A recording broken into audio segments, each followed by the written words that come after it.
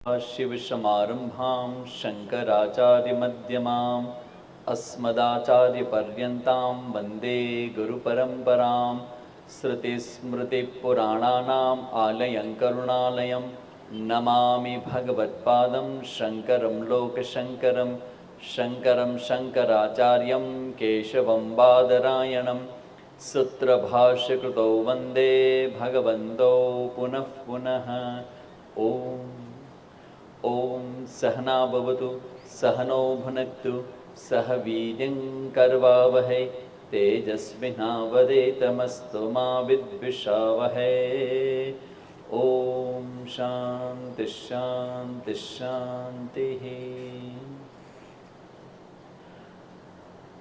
ભુજ રાજગોર આપણે ભુજ પર રાજગોર સમાજ દ્વારા આયોજિત શ્રીમદ ભાગવત કથાના આ પાવન કથાના પ્રસંગમાં તમને બધાને કથાનું શ્રવણ કરાવે છે એ વ્યાસપીઠની શોભામાં અભિવૃદ્ધિ કરાવનારા અશોકભાઈ અને બધા નયન મહારાજ અને એમને સાથે આવેલા બધા ભૂદેવો અને બધા જ તમારા સમાજના ભાઈઓ બહેનો બધાને નમસ્તે હરિઓમ।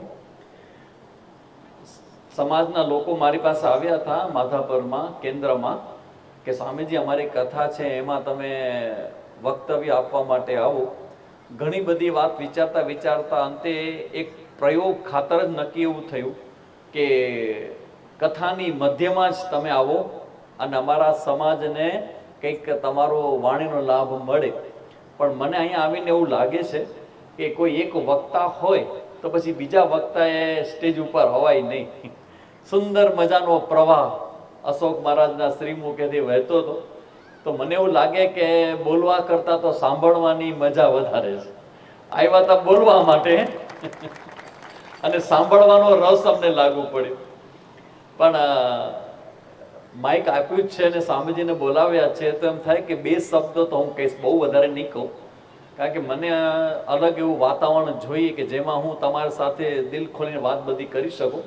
પણ આટલું સુંદર મજાનું વાતાવરણ જ અમને બધાને બહુ મેસ્મરાઇઝ એટલે કે એકદમ પ્રભાવી કરે છે કે આવા હળહળતા કળિયુગની અંદર પણ અને અહીંની ગરમી પણ, કચ્છની ગરમી તો આપણે બધાને ખબર છે કેવી છે આપણી ગરમી। આવી ભયંકર ગરમીની અંદર બટેકું રાખો તોય બફાઈ જાય અને તમે બધા બપોરના ભાગમાં આ કથા શ્રવણ કરવા માટે આટલી બહોળી સંખ્યામાં આવો, આનાથી મોટો સનાતન ધર્મનો ચમત્કાર શું હોઈ શકે? આ સનાતન ધર્મનો ચમત્કાર છે। અધરવાઇઝ મને ઘણીવાર લાગે કે આ કથા કેટલામી વાર આપણે સાંભળતા હશું। આ બધી જ કથા જાણે કે આપણને મોઢે પણ થઈ ગઈ છે, પણ હજી પણ અમે આટલા વર્ષનું અધ્યયન કર્યું છે, આટલા વર્ષથી અમે વક્તવ્ય આપીએ છીએ, આજે પણ જ્યારે બેઠા હતા ને કથા સાંભળતા હતા તો આજે પણ એટલો જ રસ લાગતો હતો। પ્રશ્ન થાય કે આવો બધો રસ આવે ક્યાંથી છે? અને આપણા ઋષિ મુનિઓએ આપણને જે જ્ઞાન આપ્યું, વેદ વ્યાસજી આપણને જે ગિફ્ટ આપણને ભેટ આપી છે, સુંદર મજાનો આ વાંગમય સ્વરૂપ, ભગવાન શ્રી કૃષ્ણનું વાંગમય સ્વરૂપ એટલે ભાગવત। આ ભાગવત કથા તમે સાંભળો છો તો એ જે ગ્રંથ છે એ સામાન્ય ગ્રંથ નથી, એ ભગવાનનું સાક્ષાત વાંગમય સ્વરૂપ છે। એટલે મારા શ્રી બોલ્યા ને કે જ્યારે કથા થાય એટલે મહાત્માઓ પણ દોડતા આવે, શ્રોતાઓ પણ દોડતા આવે, નગીનભાઈનો કોઈ સંકલ્પ હોય અને બધા એમાં ધીમે ધીમે ધીમે કરતા જોડાતા જાય। એમાં મુખ્ય કેન્દ્રમાં શ્રીમદ ભાગવતની આ પોથી છે અને એનું આકર્ષણ કર્ષતિ આકર્ષિત ઇતિ કૃષ્ણ, જે ખેંચે આપણને, તો આપણે તમને ને મને ને બધાને જે ખેંચ્યું છે એ આ ભાગવતનો ગ્રંથ છે। અને ભાગવતના ગ્રંથની અંદર માત્ર ભગવાનની કથાઓ નથી, ભાગવતનો મતલબ જ એવો થાય કે ભગવાનના જે ભક્તો છે એ અને ભગવાનના અવતારોની કથા। તો આ ભાગવત ગ્રંથ જે છે એનું જ્યારે તમે શ્રવણ કરો છો તો શ્રવણનો મતલબ એવો થાય કે તમે ખરેખર તો એવું હોય કે 7 દિવસમાં મોક્ષ થઈ જાય। તમે લોકો માનવા તૈયાર છો કે નહીં? 7 દિવસ કથા સાંભળીને મોક્ષ થઈ જાય, તમે માનવા તૈયાર છો? સાચું કેજો, ખોટી વાત હા ન કરજો મારી વાતમાં। કેમેરા વાળા લેજો નહીં, આ જે જવાબ આપે તમને લાગે છે કે 7 દિવસમાં મોક્ષ થઈ જાય? તમે સાંભળો છો, પણ હવે બુદ્ધિનો પ્રશ્ન કરો, તમને શું લાગે છે કે 7 દિવસમાં મોક્ષ થઈ જાય એમ? તો તમે કેટલા વખતથી સાંભળો છો કથા, મને કહો તો. આમાં પહેલી વખત ભાગવત કથા સાંભળતું હોય એ હાથ ઊંચો કરે. જિંદગીમાં પહેલી વખત કથા સાંભળતો હોય, જિંદગીમાં પહેલી વખત. કદી સાંભળી નથી, 4-5 હાથ તો આવ્યા છે, જિંદગીમાં પહેલી વખત કથા સાંભળે છે. હવે જે લોકોએ હાથ ઊંચા નથી કર્યા એને હું પ્રશ્ન કરું, આટલા વર્ષથી કથા સાંભળીએ છીએ તો મોક્ષ 7 દિવસમાં પરીક્ષિતને થાય એ ભાગવત કથાનું પ્રમાણ છે, આપણી સામે છે. કે સુખદેવજી કથા વાંચે અને પરીક્ષિતજી સાંભળે અને 7 દિવસમાં એનો મોક્ષ થઈ જાય, એનો કલ્યાણ થઈ જાય, મૃત્યુના ભયમાંથી હંમેશ માટે મુક્ત થઈ જાય. મૃત્યુ ન થાય એવું નથી, પણ મૃત્યુનો ભય છે એમાંથી એ મુક્ત થઈ જાય. તો એનું કારણ શું? એનું કારણ એ છે કે તમે કથા સાંભળો છો, પણ તમે કેવા ભાવથી અને કેવા મનથી કથા સાંભળો છો.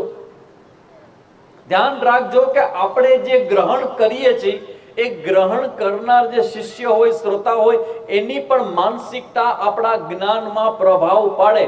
વક્તા તો પૂર્ણ હૃદયથી બોલે ને. બીજું તમને કહી દઉં, સિક્રેટ કહી દઉં, ભાગવત કથામાં વક્તા ક્યાંય છે જ નહીં. ભાગવત કથામાં તો સાક્ષાત વેદ વ્યાસજી જ છે કથાકાર રૂપે. જ્યારે જ્યારે આ પીઠ ઉપર કોઈ પણ વ્યક્તિ આવે, એ અમારા એવું કહેવાય કે સંન્યાસી હોય ને, એ પોતાના ગુરુને, પોતાની માતાને અને ભગવાન સિવાય કોઈને પ્રણામ ન કરે, કારણ કે સંન્યાસ ચોથો આશ્રમ છે, અંતિમ આશ્રમ છે. પણ અમારા માટે પણ ઓર્ડર છે કે જ્યાં ભાગવત કથા થતી હોય ને, તો એ વ્યાસપીઠ એટલે અમારા માટે સાક્ષાત વેદ વ્યાસજીનું આ સ્વરૂપ છે. એટલે અહીંયા જે વક્તા બેઠા છે, એ વક્તા જ્યારે આના પર બેસે ને એટલે ભૂમિકામાં આવે, અને એ ભૂમિકામાં એ વાંસળી વાગે. પણ વાંસળીના જે સૂર હોય ને, એ વેદ વ્યાસજીથી પરંપરા શરૂ થઈ ને, સુખદેવજી મહારાજ, અને એ આખી પરંપરાના સૂર છે એ વાંસળીમાંથી નીકળે અને આપણા હૃદય સુધી આવે. જવાબદારી આપણી છે કે આપણે કેવા ભાવથી સાંભળીએ છીએ. ભલે હવે મોક્ષ, સ્વામી તમે તો બહુ મોટી વાત કરી દીધી કે મોક્ષ 7 દિવસમાં થઈ જાય, પણ અમારો થતો નથી. જેનો થઈ જાય જરા મળજો અમને. 7 દિવસમાં જ મોક્ષ થાય એનો નિયમ એ છે કે જેને મોક્ષ પ્રાપ્ત કરવો છે એને મૃત્યુમાંથી છૂટવું છે. પણ નિયમ એવો છે કે તમારું ને મારું મૃત્યુ નિશ્ચિત છે, એ તમને પણ ખબર છે ને મને પણ ખબર છે. પણ તમારા કરતા થોડીક વધારે મને એ ખબર છે કે તમારું મૃત્યુ ક્યારે થશે એ મને ખબર છે. કોઈને જાણવું હોય તો હાથ ઊંચો કરે, જે ડરતું ન હોય. તો હું તમને કહી દઉં, તમારું મૃત્યુ ક્યારે થશે. જે સંપૂર્ણપણે અમંગલ કહેવાય એને પણ સ્વામીજી હસતા હસતા મંગલમય રીતે એટલા માટે કહી શકું છું કે હું આ વ્યાસપીઠની બાજુમાં બેઠો છું. 7 દિવસનો મતલબ છે સોમવાર, મંગળવાર, બુધવાર, ગુરુવાર, શુક્રવાર, શનિવાર અને રવિવાર. બસ તમારું ને મારું એક વાર એવો હશે કે જે આપણા જીવનનો અંતિમ વાર હશે, અને એમાં આપણે છૂટવાના છીએ બધા. તો સ્વામીજી હવે ઈ કહો કે ધારો કે પરીક્ષિત જેવી અમારે, કારણ કે આપણી સ્થિતિ કેવી હોય કે કથા પતે એની રાત જોઈએ કે સ્વામીજી ટાઈમ નથી, ટાઈમ નથી, ટાઈમમાં બધું પૂરું કરજો, ટાઈમમાં બધું પૂરું કરજો. તો વહેલા તમારે જાવું ક્યાં છે? મોટામાં મોટું તો એ છે કે ખાવા ભોજનનું હોય કે ભોજન પ્રસાદ માટે જવું છે, ઘર માટે જવું છે. પણ વર્ષમાં કે 2 વર્ષે એક વખત કથા થતી હોય અને તમે કથા માટે સમય કાઢ્યો હોય, તો એ ભગવાનની તમારા ઉપર કૃપા થઈ છે કે ભગવાન અહીંયા આ શબ્દોના શક્તિપાત કરવા માટે ભગવાન તૈયાર થયા છે તમારા ઉપર. તો એ સમયે તમારી તત્પરતા હોવી જોઈએ. ચલો હવે અમે બધું છોડીને બેઠા છીએ કથા સાંભળવા માટે. ધારો કે મોક્ષ ન થાય તો શું થાય સ્વામીજી? તો આ તો કેબીસી જેવું છે ભાઈ. 1 કરોડ ન મળે તો 50 લાખ મળે, 50 લાખ ન મળે તો 20 લાખ મળે, 20 લાખ ન મળે તો અંતે 3 ને 20 તો મળે ને મળે. તો હવે સ્વામીજી કહી દો કે 3 20 એટલે શું? 3,20,000 એટલે શું? એનો મતલબ એવો છે, આ કથા તમે સાંભળો અને તમારા હૃદયમાં ભગવાન પ્રત્યે તમારું હૃદય થોડુંક પણ ભીનું થાય, તમને ભગવાન ગમે, એટલે કથા સફળ થઈ ગઈ. કૃષ્ણ કથા ઈ કથા, બાકી સબ વ્યથા. માં આનંદમયને યાદ કરીએ, મીરાબાઈને યાદ કરીએ, નરસિંહ મહેતાને યાદ કરીએ, તો એ લોકોને ભગવાન પ્રત્યે જેવો પ્રેમ હતો. તો હું જરા પૂછું કે આપણને ન થાય કે આપણા હૃદયમાં એવો પ્રેમ કેમ નથી? શું કામ નથી? કારણ કે પરમાત્મા તમારી ને મારી વચ્ચે અત્યારે છે, દેખાતો નથી. એટલે જે દેખાય એ સાચું હોય જરૂરી નથી, અને જે ન દેખાય એ ન હોય એ પણ સાચું નથી. તમને દેખાતું જગત છે, જગત આવું છે જ નહીં. આંખ મારી ઉઘડે ત્યાં સીતારામ દેખું, ધન્ય મારું જીવન કૃપાએની લેખું. આપણને છોકરાઓ દેખાય, પતિ દેખાય, પત્ની દેખાય, મિત્ર દેખાય, આ બધું જગત દેખાય, અને દાબેલી દેખાય, એ મોબાઈલ દેખાય, તમને આવું બધું દેખાય. અને નરસિંહ મહેતાને પૂછે કે વેલા તમને શું દેખાય? તો કે મારી આંખ ઉઘડે ને જે દેખાય એમાં મને મારો રામ દેખાય. આ રામ શબ્દે તો આજે આખા દેશને ગાંડું કર્યું છે.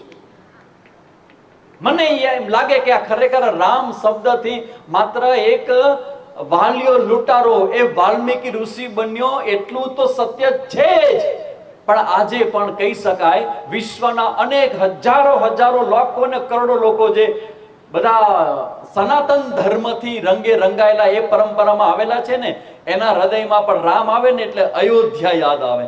અને અયોધ્યા યાદ આવે એટલે ગર્વથી માથું ઊંચું થાય કે 500 વર્ષે પણ અમને અમારા ભગવાન મળ્યા. અને હજારો વર્ષો સુધી ભૂલાશે નહીં હિસ્ટોરિકલ ઘટના જેના આપણે બધા સાક્ષી બન્યા. તો એ પરમાત્માની સ્મૃતિ માટે જ ભાગવત કથા છે. ભગવાનની સ્મૃતિ થાય એટલે તમારું હૃદય પવિત્ર થઈ જાય. ઓલરેડી તમારા હૃદયમાં ભગવાન છે જ, પણ હૃદયની અંદર આપણું જે સંસ્કારો હોય, આપણું જે ખોટું જોવાની દ્રષ્ટિ હોય, એને કારણે ભગવાન જાણે કે ઢંકાઈ ગયો છે. જેમ કે જો અત્યારે પણ ગોવર્ધન પર્વત ઢંકાયેલો છે, આવરણ છે. આ આવરણ છે એ હટે એટલે પરમાત્મા પ્રગટ થઈ જાય.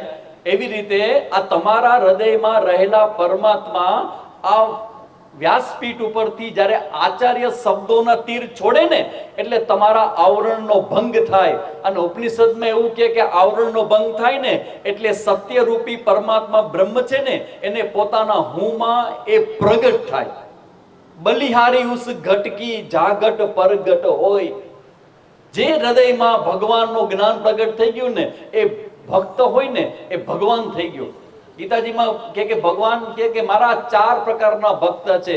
ચતુર્વિધા ભજતે મામ. 4 પ્રકારના ભક્ત: આર્ત, અર્થાર્થી, જિજ્ઞાસુ અને જ્ઞાની. તો તમારા જીવનમાં ભગવાન પ્રત્યેની ભક્તિ અને જ્ઞાન અને વૈરાગ્ય આવે ને એના પોષણ માટે ભાગવત કથા છે. એટલે તમારે બધાએ ટેસ્ટ લેવાની છે. અમે ટેસ્ટ તમારી ન લઈ શકીએ, પણ તમારે તમારી પોતાની ટેસ્ટ લેવાની છે કે 7 દિવસનું ભાગવતનું શ્રવણ થાય તો તમારા જીવનમાં, તમારા હૃદયમાં ભગવાન માટે પ્રેમ કેટલો વધ્યો, તમારી દિનચર્યામાં શું કોઈક એવા શુભ સંકલ્પો જાગ્યા કે જે તમારા જીવનને ભગવાનથી ભરી દે. કારણ કે આપણને જ્યારે પ્રોબ્લેમ ને સમસ્યા આવે ને ત્યારે તો ભગવાન યાદ આવે જ છે, પણ જ્યારે કોઈ પ્રશ્નને સમસ્યા ન હોય અને તો પણ ભગવાનની સ્મૃતિ જાય અને એ સ્મૃતિમાં તમારું હૃદય પીગળે અને એનું પાણી તમારી આંખોમાંથી વરસે, તો સમજી લેવું કે કબીરના હૃદયની અનુભૂતિ તમે પણ કરી શકો.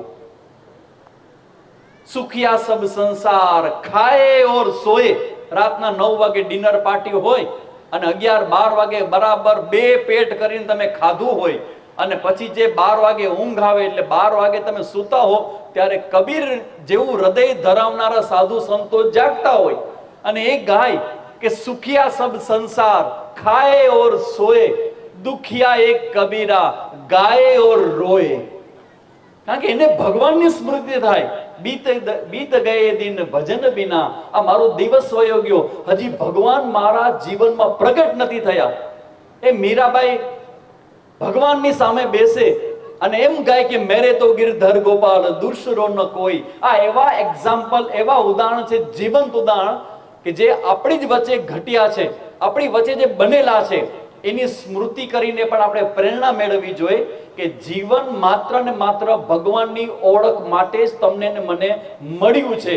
આપણા જીવનનું મુખ્ય લક્ષ્ય છે એ મોક્ષ પુરુષાર્થ છે. અને મોક્ષ પુરુષાર્થ એ ભગવાનથી આપણો પુરુષાર્થ શરૂ થાય, ભગવાનની ભક્તિથી શરૂ થાય. એટલે આજે મારે ખાસ કહેવાનું કે તમારા હૃદયમાં જે ભક્તિ પ્રગટ થાય ને, એ ભક્તિના દીવડામાં રોજ તેલ પૂરજો, એનું રક્ષણ કરજો. વક્તા જ્યારે 6 કલાક સુધી અહીંયા બેસીને એના આસનને ગરમ કરે અને એના તપથી તમને જ્ઞાનથી નવડાવી દે, પણ સામે તમારી જવાબદારી છે કે તમે જે જ્ઞાન પ્રાપ્ત કરો છો ને, એને જ્ઞાનનું પછી સંરક્ષણ કરવું અને પોષણ કરવું, એની નૈતિક જવાબદારી પણ તમારે મસ્તક ઉપર ધારણ કરવી જોઈએ. કેવી રીતે કરશો આ જ્ઞાનને પાકું? હમણાં પૂરું થશે જ્ઞાન યજ્ઞ આપણો. એક જ મેથડ છે, રોજે રોજ કરવાથી આપણો એકડો પાકો થાય. બરાબર કે નહીં? સ્કૂલમાં જ્યારે જતા હતા એકડો તમે ઘૂંટતા હતા, તો જ્યારે કથા પૂરી થાય પછી કમસે કમ એક સંકલ્પ જેટલા આ રાજગોર સમાજ અને જેટલા પણ કથા સાંભળવા આવ્યા છે ને, એ બધાએ લેવો જોઈએ. આને કહેવાય ગુરુ દક્ષિણા. ગુરુ દક્ષિણા તમારી એ હોઈ શકે કે કથા પૂરી થાય પછી તમારી ભક્તિ, તમારો પરિવાર, તમારા બાળકો, તમારું જીવન એ સુરક્ષિત થાય, એ સમૃદ્ધ બને, અકસ્માતોથી તમારા પરિવાર લોકો બચી જાય અને તમારું હૃદય ભગવાનની ભક્તિથી વધુ ને વધુ તરબોળ થાય. એના માટે એક સરસ મજાની ઉપાસના કે ભક્તિ શરૂ કરવાની જરૂર છે. અને સામાજિક પ્રયોગ છે, જે આજે ભુજપરના આ ભાગવત કથાના માધ્યમથી હું બધાને કહું છું કે તમારે કૌટુંબિક સુખ મેળવવું હોય ને, તો એક નિયમ કરો કે રાતનું ભોજન બધા પરિવારે ભેગા મળીને જ કરવું. કારણ કે બધા બહેનોને કહી દઉં કે આ બાજુ જે બધા સિંહ બેઠા છે ને, એ હાથમાં નહીં આવે. કારણ કે એ લક્ષ્મીજીની પાછળ જે ભાગે ટાઈમ નથી. રાતના 9 વાગે 10 વાગે અમારો ધંધો હોય, આ હોય, કહી દેવાનું કે રાતના 11 વાગે આવશો તો પણ અમે ભૂખ્યા રહેશું, સાથે બેસીને આખો પરિવાર જમશે. પહેલો નિયમ. બીજો નિયમ, હવે આ ખબર નથી થાય એવું છે કે નહીં, આ થઈ શકે પેલો નિયમ?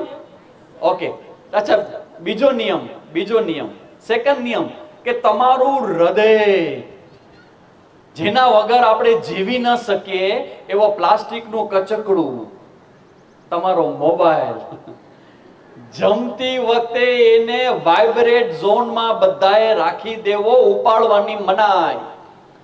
જમતી વખતે મોબાઈલ ન ખપે, આ સંકલ્પ લેવાનો બીજો નિયમ.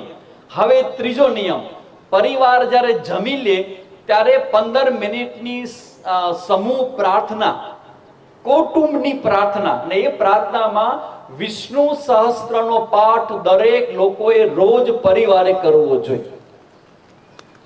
થાય એવું છે કે નહીં? થશે?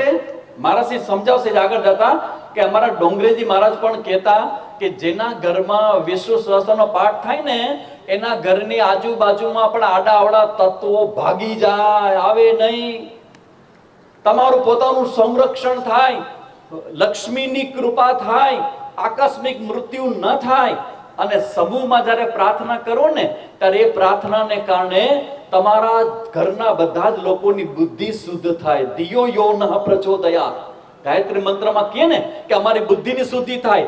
એમ તમે જ્યારે વિષ્ણુ સહસ્ત્રનો પાઠ ઘરના બધા લોકો ભેગા મળીને કરશો ને, આજકાલ જો સમાજની અંદર નાના નાના છોકરાઓ 25-25, 20-20 વર્ષના છોકરા છોકરીઓને હાર્ટ એટેક આવી જાય છે. ક્રિકેટ રમવા જાય અને ધડાંગ કરતો પડે અને ઊભો જ ન થાય. બહુ ભયજનક સ્થિતિમાંથી આપણે બધા પસાર થઈ રહ્યા છે. એમાંથી બચવાનો ઉપાય હું કહું છું જાહેરમાં કે સમૂહની પ્રાર્થના જ્યારે કરવામાં આવશે ત્યારે આવી કોઈ પણ પ્રકારની દુર્ઘટના હશે ને, એ દુર્ઘટના એનો રસ્તો કરી દેશે અને તમારો પરિવાર એમાંથી બચી જશે. એટલે આ સનાતન ધર્મને ટકાવવાની જવાબદારી આપણા બધા સનાતનીઓને છે, અને સનાતન ધર્મને તો જ ટકાવી શકીએ આવી કથાઓ થવી જોઈએ, સત્યનારાયણની કથા થવી જોઈએ, વૈદિક કર્મકાંડ થવું જોઈએ, કમસે કમ 2 થી 3 મહિને એક વખત ઘરમાં તમારે યજ્ઞ થવો જ જોઈએ, અને રોજ રાત્રિના ભેગા મળીને વિષ્ણુ સહસ્ત્રનો પાઠ કરવો જોઈએ. તો આ બધી ભાવનાઓ મારી હતી તમારા પ્રત્યે, અને તમારે હવે આરતીનો સમય છે, 6:45 વાગે પ્રશ્ન છે. ઘણી વાર વક્તા બોલતા ને એટલે ચિઠ્ઠી આવે કે મહારાજ હવે મ્યાન કરો તલવાર, અમારે આરતી કરવી છે. પ્રશ્ન આવ્યો છે, મોટું છે. ઓ બાપ રે, ઓ બાપ રે. શું ફેશનને મહત્વ આપવું જોઈએ? હે, હું જવાબ દઉં એ પેલા શ્રોતાઓ આપી દે છે કે અપાય નહીં. ફેશનને મહત્વ આપવાનો મતલબ એવો છે, આપણા છોકરા છોકરીઓને આપણો ડ્રેસ આપણે શીખડાવ્યો નથી. અને મારી એક વાત કેવી છે, તમને ખોટું ન લાગે તો કહું, કારણ કે હું આવ્યો એકલો છું, 2 જણા છીએ અમે, હજી મારે ભુજ પહોંચવું છે પાછું. તો છોકરાઓ જે ફેશન કરે છે એમાં છોકરાઓના પક્ષે જેટલી પણ ભૂલ હોય ને, એમાંથી સૌથી મોટી ભૂલ ક્યાંથી આવે કે છોકરાઓ જ્યારે નાના હતા ને ત્યારે આપણે છોકરાઓના હૃદયમાં આપણા ધર્મના દ્રઢ સંસ્કાર આપણે મૂકી ન શક્યા. એટલે છોકરા છોકરીને ટૂંકા કપડાં પહેરવાનું મન થાય, જેવા તેવા ફોટા પાડવાનું મન થાય, અને લગ્ન કર્યા પહેલા જે પ્રકારના ફોટોગ્રાફી હાલે છે, 50,000 લાખ રૂપિયા દઈને જે બધા ફોટોગ્રાફી કરીને સ્ટેટસમાં મૂકે છે, અમારાથી જોવાય નહીં. સંસ્કારી પુરુષોથી જોવાય નહીં, ને છોકરા છોકરીઓ એવા ફોટા પાડીને મૂકે છે. સમ ડેઝ હેઝ ટુ ગો, આટલા દિવસ બાકી છે. એ પ્રોસેસમાં વાંધો નથી, પણ જે રીતે કપડાં પહેરીને જે રીતે ફોટા બધા પાડીને મૂકે છે, તો સમાજે વિચારવું જોઈએ કે શું આપણા સમાજને આ શોભે ખરું? એટલે આ ભોજપુર સમાજના લોકો માટે બહુ મોટું એક તક છે કે તમે જ્યારે આખો સમાજ ભેગો થયો છે ને, તો જ્યારે આ ભાગવત કથા પૂરી થાય ને ત્યારે સ્ટેજ ઉપરથી આવા સંકલ્પો જાહેર કરવામાં આવે કે આજ પછી અમારા ભોજપુર રાજગોર સમાજના લોકો છે, આ વસ્તુનો અમે ત્યાગ કરવાનો સંકલ્પ લઈએ છીએ, તમારામાંથી બીજા સમાજના લોકો પણ શીખશે. તો શરૂઆત શું કામ આપણે અહીંથી ન કરીએ? એટલે પહેલો પ્રશ્ન છે કે ફેશન કરતા હોય, ફેશન કરવા કરતા એને રોકજો નહીં, પણ એને ભાગવત અને ભગવદ ગીતા સંભળાવવા માટેની વ્યવસ્થા કરજો. ઓટોમેટિક છોકરાઓ બધા સીધા લાઈનના થઈ જશે. અને તમારાથી ન થાય ને ચિંતા ન કરજો, મારી પાસે મોકલી દેજો. અમારી ફેક્ટરી ખોલી છે મેં છોકરાઓને શુદ્ધ કરવાની, એ હું કરી દઈશ. શું પશ્ચિમી સંસ્કૃતિનું અનુકરણ યોગ્ય છે? મને એવું લાગે કે પશ્ચિમી સંસ્કૃતિનું અનુકરણ ત્યારે થાય જ્યારે તમને તમારી સંસ્કૃતિનું ભાન ન હોય ને ત્યારે. આપણી સંસ્કૃતિના સંસ્કારો આપણા છોકરાઓને નહીં આપો ને તો એ પશ્ચિમી સંસ્કૃતિના પ્રભાવમાં આવશે. ને હું એમ માનું છું કે હું બહુ પોઝિટિવ અને ઓપન થિંકર વિચાર કરનારો વ્યક્તિ છું. તો મને એવું લાગે કે સારું સારું હોય ને એ પશ્ચિમમાંથી જરૂર લેવાય. જેમ કે સ્વચ્છતા, જેમ કે પ્રામાણિકતા, એ પશ્ચિમના જગતમાંથી લેવા જેવું છે. પણ એની જે સંસ્કૃતિ છે કે દર મહિને, દર 6 મહિને, દર વર્ષે એનું લાઈફનું પાર્ટનર બદલા કરે. પપ્પા, dad, we got married, please bless us. દર 6 મહિને નવું પાત્ર એને છોકરો ઊભો હોય. એ સંસ્કૃતિનું અનુકરણ ન કરાય, એનું અનુકરણ ન કરાય. જીવનમાં લગ્ન તો એક વ્યક્તિથી થાય અને જીવનભર એ વ્યક્તિનો હાથ ન છોડાય, કારણ કે અગ્નિની સાક્ષી તમે હાથને ગ્રહણ કરો છો. તો આ સેન્સથી ધ્યાન રાખવું. ઘર સંસારને વિવાદિત કરવા, સંસારને વિવાદ મુક્ત કરવા શું કરવું? ઘર સંસારને વિવાદ મુક્ત કરવા માટે કમસે કમ મહિનામાં આવો એક સત્સંગનું આયોજન કરવું જોઈએ, અને પરિવારના બધા લોકો એમાં ભેગા મળીને સત્સંગ કરવું. દર મહિને એક વખત. કારણ કે બીજી જગ્યાએ તો કેવું હોય કે એ લોકોનો ભગવાનને યાદ કરવાનો દિવસ આવી જાય એટલે એ સમયે છોકરો ભણતો હોય, છોકરી ગમે ત્યાં હોય, ગમે તે કામ કરતા હોય, બધા મૂકીને એના ભગવાનને યાદ કરવા પહોંચી જતા હોય. તો આપણે લોકો કમસે કમ મહિનામાં એક વખત સત્સંગનું આયોજન ન કરી શકીએ? આ કરવું જોઈએ ને કરવું જ પડશે. અધરવાઇઝ આ મોબાઈલના યુગમાં છોકરા છોકરીઓ ખલાસ થઈ જશે, તમારી પછીની પેઢી રહેશે નહીં. એટલે આ ભાગવતનું આયોજન બહુ સુંદર મજાનું આયોજન છે, પોઝિટિવ છે. અને હું અપીલ કરીને જાઉં છું કે જ્ઞાન આવો યજ્ઞ દર મહિને એક વખત સમાજ તરફથી આયોજન થાય અને ખાસ યંગસ્ટર્સ જેટલા છે એ બધાને ભેગા કરવામાં આવે, અમારા જેવા સ્વામીઓને બોલાવવામાં આવે અને દરેક પ્રશ્નોના આ રીતે જવાબ પૂછવામાં આવે અને એને મજા પણ આવશે ને તમારું સંસ્કાર પણ તમારું સચવાઈ જશે. ભાગવતનું જ્ઞાન જીવનમાં ઉતારવા શું કરવું? ભાગવતનું જ્ઞાન જીવનમાં ઉતારવા માટે જેના જીવનમાં ઉતરેલું છે ને એનો સંગ કરવો. સત્સંગત્વે નિસંગત્વમ. જે સંગ તમે કરો છો એ જ્ઞાન પ્રાપ્ત કરો અને પછી જ્ઞાનને જીવનમાં લાવવા માટે બધું જ્ઞાન જીવનમાં નહીં આવે પણ કમસે કમ એક વાત પણ તમારા જીવનમાં આવી ગઈ ને તો અમારા બધા વક્તાનો અમારો પુરુષાર્થ સફળ થઈ ગયો. કોઈ એક વાત કે આ જ્ઞાન યજ્ઞમાંથી એક વાત હું ગ્રહણ કરી, વિશ્વ સહસ્ત્રનો પાઠ અમે બધા કરશું, અમે આજથી ભગવાનના મંદિરે જશું, અમારા ઘરની અંદર વડીલો છે એ બાળકો બધા વડીલોને પ્રણામ કરશે, છોકરાઓને તિલક કરતા શીખવાડો, છોકરીઓને ચાંદલો કરતા શીખવાડો. આ બધું ભાગવતને જીવનમાં લાવવા માટેના ઉપાયો છે. 12 થી 15 વર્ષના બાળકો વાતમાં ગુસ્સો કરતા હોય છે, એને કેમ સમજાવવું? ફરી પાછો કહીશ કે તમને ખોટું ન લાગે તો એક વાત કેવી છે મારે, છોકરાઓ હોય ને એ કહેવાથી ન સુધરે, એ જોવાથી શીખે. એટલે જે મને પ્રશ્ન કરતા હોય કે છોકરાઓને ગુસ્સામાંથી કેમ મુક્ત કરું, તો મારે પૂછવું પડે કે તમને આવે છે? પપ્પાને આવે, મમ્મીને આવે, કાકાને આવે, કાકીને આવે, બધાને આવતા તો છોકરાને આવવાનો જ છે. એટલે સૌથી પહેલા ગુસ્સામાંથી મુક્ત કરવા માટેના એંગર મેનેજમેન્ટ માટેના સેમિનારો, જે તમારા પ્રશ્નો આવે ને અમને ખબર છે કે સમાજ એનાથી પીડાય છે, એટલે અમે લોકો આવા એંગર મેનેજમેન્ટના સેમિનારોનું આયોજન કરીએ છીએ, જેમાં 3 કલાકની અંદર શીખવાડીએ કેવી રીતે ગુસ્સો આવે, ગુસ્સાનું મેનેજમેન્ટ કેવી રીતે કરાય, આપણા શાસ્ત્રો શું કહે છે, એના ઉપાય શું છે. પણ હું 1 મિનિટની અંદર કહી ન શકું, પણ આને આપણે બાકી રાખશું અને ડેફિનેટલી એક વખત આની ચર્ચા માટે કમસે કમ મને 45 કે 1 કલાક જોઈએ કે ગુસ્સામાંથી મુક્ત કેવી રીતે થવાય, એની ચર્ચા હું આવીને કરીશ. શું પિતૃઓ પરિવારને નડતર રૂપ હોય છે?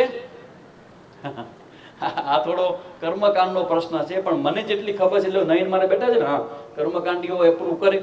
સૌથી પહેલા પિતૃઓ પરિવારને ક્યારેય નડે નહીં. હવે સાંભળજો મારી આખી વાત, મારી પાસે બધા લોજિક છે, તર્ક છે. આનો મતલબ શું થાય? તો શું અમારે પિતૃકર્મ ન કરવું? નહીં, પિતૃકર્મ તો કરવું ને કરવું. પિતૃઓ નડેનો મતલબ એવો છે કે તમારી આગળના એન્સેસ્ટર કે જેને કારણે તમને આજે શરીર મળ્યું છે, એ તમારા જે પિતૃઓ છે એની ગતિ ન થઈ હોય, એટલે એ જે એનું દુઃખ છે એમાંથી એને મુક્ત તમારા સિવાય કોઈ ન કરી શકે. તો તમે કંઈ કરો તો તમારા પિતૃને લાભ મળે. તમારો છોકરો અમેરિકામાં હોય અને કોઈ જગ્યાએ ફસાઈ જાય, એને પૈસાની જરૂર પડે, તો તમારી પાસે તમને ફોન કરે કે ન કરે? તો કરેનો મતલબ એવો નથી કે તમને નડે છે, પણ એ તમને એમ કહેવા માંગે છે કે મને અહીંયા તમારા હેલ્પની જરૂર છે. એટલે એ શું કરે, એ દુઃખ જેવું કંઈક તમને મોકલે ને, એટલે તમે પછી અમારા જેવા કે કોઈ કર્મકાંડી બ્રાહ્મણને કે કોઈ જ્યોતિષને પૂછો, જુઓ ને ભાઈ શું નડે છે, એટલે એમ કહેશે કે તમારા જે પિતૃઓ છે એની ગતિ નથી થઈ. તો તમે જો એના માટે ભાગવત પારાયણ કે પાટલા ભાગવત કે અમુક પ્રકારનો પ્રયોગ કરશો, તો એ તમે જ્યારે પિતૃઓને સમર્પિત કરશો ને, તો તમારા પુણ્યને કારણે તમારા પિતૃઓની મુક્તિ થઈ જાય ને, અને મુક્ત થયેલા પિતૃઓ તમને આશીર્વાદ દઈને જાય. અને યાદ રાખજો, મારા શબ્દ હું ભાગવતના મંડપ ઉપરથી બોલું છું કે જે પિતૃઓ તૃપ્ત થઈને જાય ને, એના આશીર્વાદ જેટલા ઝડપથી કામ કરે ને, એટલા ઝડપથી દેવતાના આશીર્વાદ પણ કામ ન કરે. એટલે દ્રઢપણે માનું છું, હમણાં પિતૃનો મહિનો આવે ને, 1 મહિનો, એ મહિનામાં પિતૃઓ માટે જલ ચડાવવાનું હોય તો ફરજિયાત કરજો. આ તમારા પિતૃઓ તમારા ઘરની આજુબાજુ આવે ને આવે, અને એ લોકોને માત્ર ને માત્ર તમારા એક જલની અંજલિ જોતી હોય તો તમે એ ના આપી શકો ને, એને યાદ કરીને આપજો. અને મેં કેટલાય ચમત્કારો મારી આસપાસના લોકોમાં જોયા છે. પુત્ર પ્રાપ્ત થતો ન હોય તો પુત્રની પ્રાપ્તિ થાય, ઘર ન થતું તો ઘર ગોઠવાઈ જાય, આર્થિક પ્રોબ્લેમ સોલ્વ થઈ જાય, કોઈ શરીરમાં મોટો રોગ હોય એ દૂર થઈ જાય. પણ તમારે ખાલી પિતૃઓને પાણી આપવાની જે પ્રોસેસ એ કરવાથી થતું હોય તો પિતૃઓ નડે નહીં, તમને મેસેજ આપે છે કે પ્લીઝ અમને યાદ કરીને કંઈક કરો જેથી કરીને અમે આગળ અમારી યાત્રા કરી શકીએ. સમાજને સંગઠિત કરવા શું કરવું જોઈએ? ઓહો હો હો મહારાજ, હું 18 વર્ષથી કચ્છમાં ફરું છું, ભગવાનનું આટલું કામ કરું છું, પણ તમને બધાને લાગે કે સ્વામીજીને પણ જીવનમાં કોઈ દુઃખ હશે? અને એક હજી તમને પ્રશ્ન થવો જોઈએ કે સ્વામીજી તમને ક્યારે રડવું આવે? એટલે હું પૂછું કે તમને આવે? અરે સ્વામીજી અમે તો રોજ રોતા હોઈએ, સવારે નહીં તો સાંજે, સાંજે નહીં તો રાતે રોતા જ હોઈએ. તો સ્વામીજી તમને રડવું આવે? હા, મને રડવું આવે, આવ્યું છે એક જ પ્રશ્નથી કે મારો સનાતન ધર્મ આટલો બધો ભવ્ય છે કે જે ફળમાંથી અમે લોકો સંન્યાસીઓ પાકીને બેઠા છીએ એ આવો સુંદર મજાનો સનાતન ધર્મનો વૃક્ષ, પણ એમ લાગે કે એની ડાળીઓને એક ડાળીને બીજી ડાળી અરે વાંધો છે અને એકબીજાના ટાંગા છે. બહુ દુઃખ થાય મને જોઈને. એક જવાબ તમને આપી દો, સનાતન ધર્મ વિશ્વનો ગુરુ થશે એવું નહીં, છે જ. પણ આપણો એક પ્રોબ્લેમ છે, સમાજને સંગઠિત કરવા માટે તમે સમાજના એક વ્યક્તિ બીજી વ્યક્તિનો ટાંગો ન ખેંચે, હાથ ખેંચે તો સમાજ તમારો સંગઠિત થશે. એકબીજાનો હાથ દ્યો, એને આગળ લાવો. સમાજનો કોઈ વ્યક્તિ નબળો પડ્યો હોય તો સમાજના લોકો ભેગા થઈને એને જે દાનની જરૂર પડે એને આપે તો સમાજ તમારો સંગઠિત થશે. અને બેસ્ટ ઉપાય છે ભાગવત કથાનું આયોજન. જે સાથે મળીને ભોજન કરે ને એના બધાના હૃદય પણ સાથે નજીક આવી જાય. એટલે એક તો દાંડિયા રાસ જેમાં બધા ભેગા થતા હોય ત્યારે પણ કરો ને, ત્યારે આવા પ્રકારના વિચારો સ્ટેજ ઉપરથી જવા જોઈએ કે આપણા સમાજને સંગઠિત કરવા માટે જે કરવું પડે એ સમાજના બધા લોકોએ કરવું જોઈએ. અને આ મારું જે પેઇન છે એ આ જ છે કે સનાતન હિન્દુ ધર્મ તમને અત્યારે પણ દેખાતો હશે કે મારો વ્યક્તિગત પ્રશ્ન છે ને, અને એક બાજુ મારો દેશ છે. હું તમને પૂછું બધાને, મારા ઘરનો એક પ્રોબ્લેમ છે અને બીજી બાજુ મારા દેશનો પ્રોબ્લેમ છે, તો કયા પ્રશ્નને મારે મોટો માનીને બીજો પ્રશ્ન છોડવો જોઈએ? હું તમને પૂછું છું. સમજો છો મારી વાતને? કે મારા રાષ્ટ્રનું જ્યારે કલ્યાણ થતું હોય, સનાતન ધર્મ મજબૂત થતો હોય અને વિશ્વગુરુ બનવા જતો હોય, એ સમયે મારા ઘરના પ્રશ્નો હું જો બહાર કાઢું તો એનો મતલબ એમ કે તમને તમારા ઘરના પ્રશ્નો તો કોને ન હોય, દરેકને હોય. પણ તમે જ્યારે રાષ્ટ્રને મહત્વ આપો છો ને ત્યારે તમારો ધર્મ જીતી જાય છે. અત્યારે આપણો સનાતન ધર્મ જીતની દોડમાં લાગ્યો છે અને રન ઉપર રન અને સેન્ચુરી ઉપર સેન્ચુરી લાગી રહી છે. બસ એક જ મુદ્દો છે કે સંગઠિત બનીને આવો. તમે તમારા પ્રશ્નો ઘરના હોય તો એને મૂકો, પણ રાષ્ટ્રને ધ્યાનમાં રાખો, આ ભારત દેશને ધ્યાનમાં રાખો અને સનાતન ધર્મને ધ્યાનમાં રાખો. એના માટે જે છોડવું પડે એ છોડો, પણ મારો દેશ અને મારો ધર્મ સૌથી પહેલા, બાકીનું બધું પછી. આ મારો વિડીયો બધી જગ્યાએ મોકલજો. આ હું કહેવા માંગુ છું, એક સાધુ હોય ને એને કોઈનાથી કોઈ વ્યક્તિગત રાગ દ્વેષ ન હોય ને એનું નામ સાધુ. અને આ ભગવા વસ્ત્રો તો જેમ આપણા ભારતના ઝંડામાં જેમ ભગવો કલર છે ને, એ તો ખાલી ઝંડામાં તમે 26 જાન્યુઆરી કે 15મી ઓગસ્ટે એને સેલ્યુટ કરતા હો. અમે તો અમારું જીવન આને બનાવ્યું છે, ભગવા કપડાને. કોઈ સાથે કોઈ વ્યક્તિગત મારો રાગ દ્વેષ નથી, કોઈ અપેક્ષા નથી કોઈ સાથે મને. હા, મને મારા રાષ્ટ્ર પ્રત્યે પ્રેમ છે અને રાષ્ટ્ર પ્રત્યે પ્રેમ ધરાવનાર દરેક વ્યક્તિ માટે હું એના માટે પ્રાર્થના કરું અને એના માટે હું ઘર ઘર ભટકવા તૈયાર છું કે મારો દેશ પ્રથમ, દેશ પ્રથમ, રાષ્ટ્ર પ્રથમ, મારો ધર્મ પ્રથમ, બાકીનું બધું પછી. કોઈનો પ્રશ્ન ખોટો નથી, કોઈના પેઇન ખોટા નથી, પણ મને એમ લાગે કે મારા દેશ માટે કંઈક થતું હોય તો એની વચમાં હું ન આવું. આ યજ્ઞ હોય ને, ઇદમ નમઃ, ઇદમ નમઃ, ઇદમ નમઃ, જ્યારે રાષ્ટ્રભક્તિ કરવી હોય ને ત્યારે મારું પેન, મારું દુઃખ, મારું સ્વાભિમાન, મારું પેન બધું ઈદમ નમઃ આવું કરનારા વ્યક્તિઓ જ્યારે બનશે ને ત્યારે રાષ્ટ્ર મજબૂત બનશે. અને આપણે બધાએ જ બનાવવાનું છે. તો સમાજને સંગઠિત કરવા માટે આવા ચિંતનની જરૂર પડે. અને અમે ભગવાનને પણ પ્રાર્થના કરીએ કે મારા સનાતન ધર્મના બધા ભાઈઓ બહેનોનો રાગદ્વેષ અંદરો અંદર ન થાય અને એ રાષ્ટ્રને ઉત્કૃષ્ટ દિશામાં લઈ જવા માટે એકબીજાના ખંભાથી ખંભો મિલાવી અને આ રાષ્ટ્રને મિલે સુર મેરા તુમારા તો સુર બને હમારા એ ભાવનાથી આગળ વધશો તો સમાજ સંગઠિત થશે. સંતાનોને મોબાઈલથી દૂર કેવી રીતે રાખવું? મોબાઈલમાં મેસેજ મૂકો કે તમે મોબાઈલથી દૂર રહ્યો. મોબાઈલથી દૂર છોકરાઓને રાખી નહીં શકાય. રસ્તા છે એના માટેના, કારણ કે એનો પોઝિટિવ ઉપયોગ છે, નેગેટિવ ઉપયોગ છે.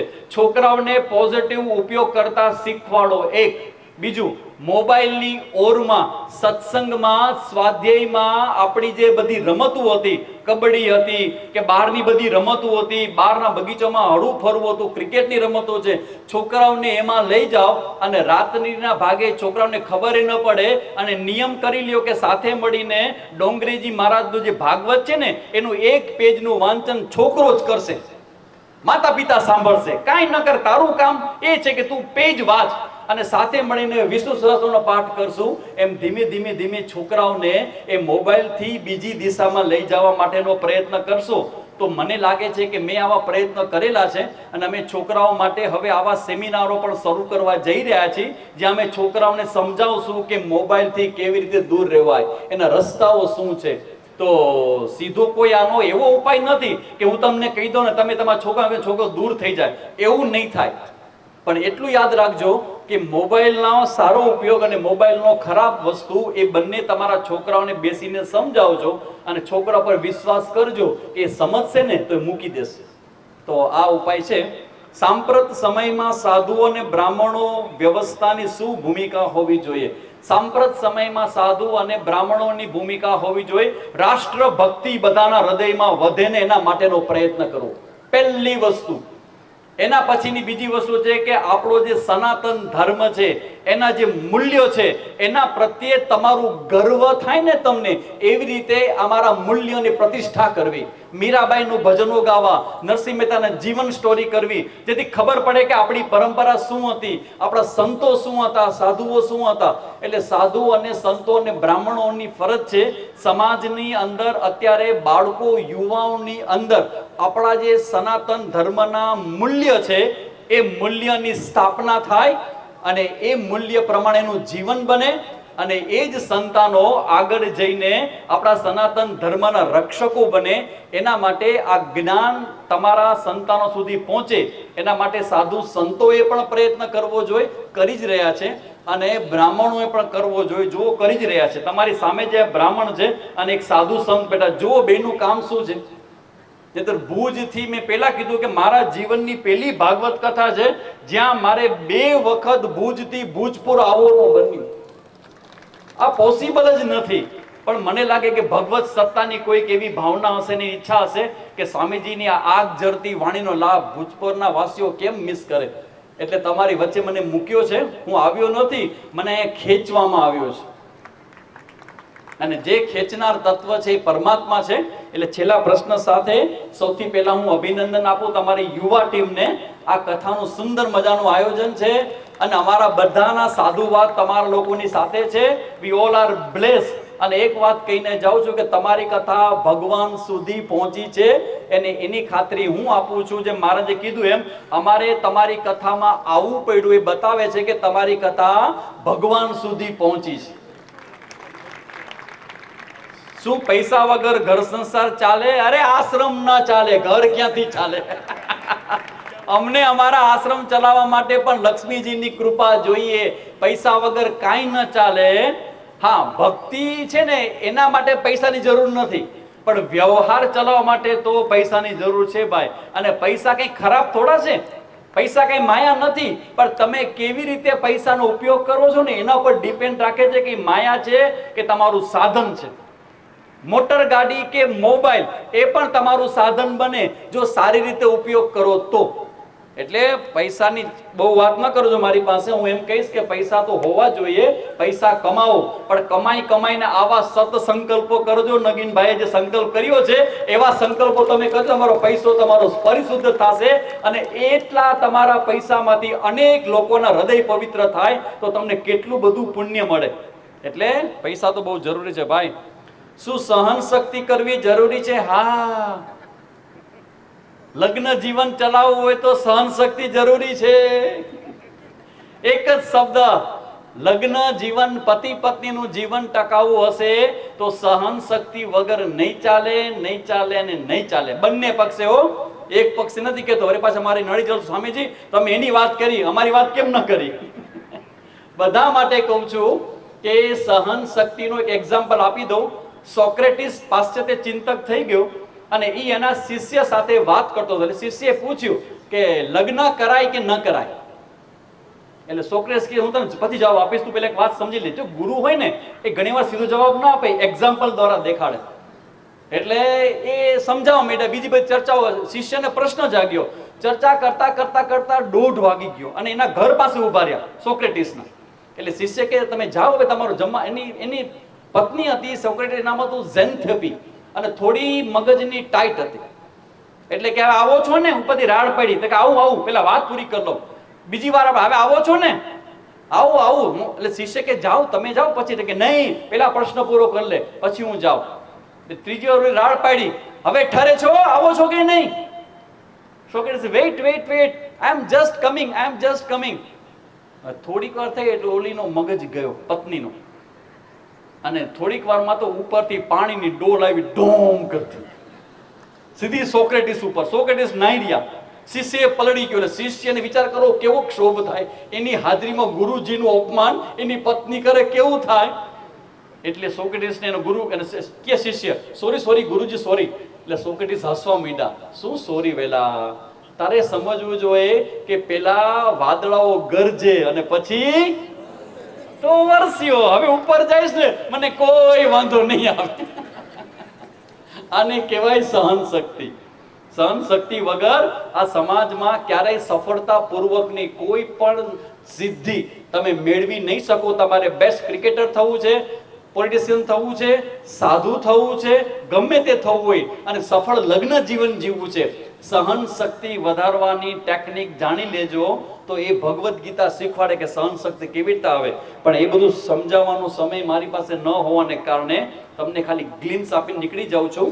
અને મને લાગે છે કે બધા પ્રશ્નો પૂરા થયા છે અને મારું હોમવર્ક પૂરું થયું છે. જેના માટે આવ્યો હતો એ મેં પૂરું કર્યું છે.